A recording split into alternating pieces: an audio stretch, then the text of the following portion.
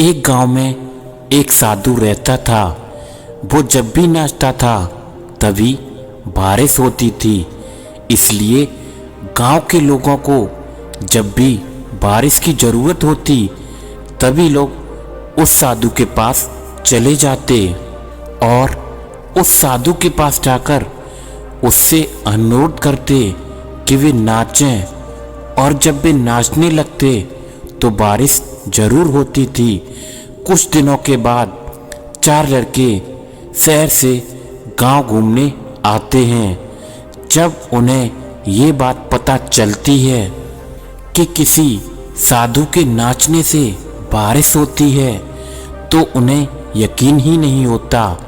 शहरी पढ़ाई लिखाई के घमंड में उन्होंने गांव वालों को चुनौती दे दी कि अगर हम भी नाचेंगे तो बारिश जरूर होगी, और अगर हमारे नाचने से बारिश नहीं हुई तो साधु के नाचने से भी बारिश नहीं होगी।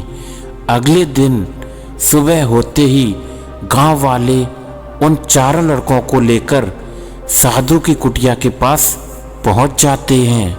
फिर गांव वालों ने साधु को सारी बात बता दी। फिर उन लड़कों ने नाचना शुरू कर दिया। पहला लड़का नाचने लगा। आधा घंटा बीत गया पर बादल नहीं दिखे। फिर पहला लड़का थककर बैठ जाता है। कुछ देर के बाद दूसरे लड़के ने भी नाचना शुरू कर दिया और लगभग 40 मिनट होते होते वो भी थक हार कर बैठ जाता है। बाकी दोनों लड़कों ने भी ऐसा ही किया लेकिन बारिश नहीं हुई। अब साधु की बारी थी। उसने नाचना शुरू किया। 1 घंटा बीत गया लेकिन बारिश नहीं हुई। साधु फिर भी नहीं रुका। वो नाचता ही रहा और नाचते नाचते 2 घंटे बीत गए लेकिन बारिश फिर भी नहीं हुई। और देखते ही देखते 4 घंटे बीत गए लेकिन बारिश नहीं हुई। लेकिन साधु रुकने का नाम नहीं ले रहा था। धीरे धीरे शाम ढलने लगी।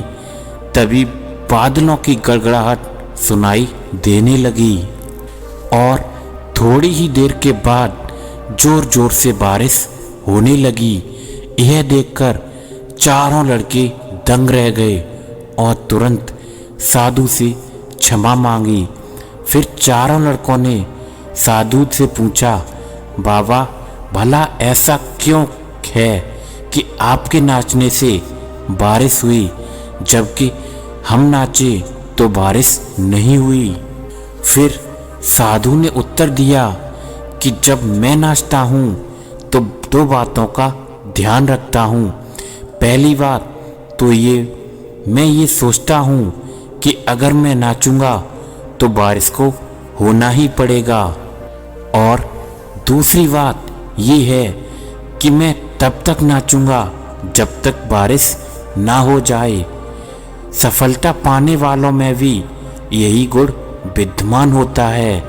वे जिस काम को करते हैं उसे उन्हें सफल होने का पूरा भरोसा होता है और वो तब तक उस काम को करते हैं जब तक कि वो सफल ना हो जाएं। इसलिए अगर हमें सफलता हासिल करनी है तो इस साधु की तरह ही हमें भी संघर्ष करना होगा।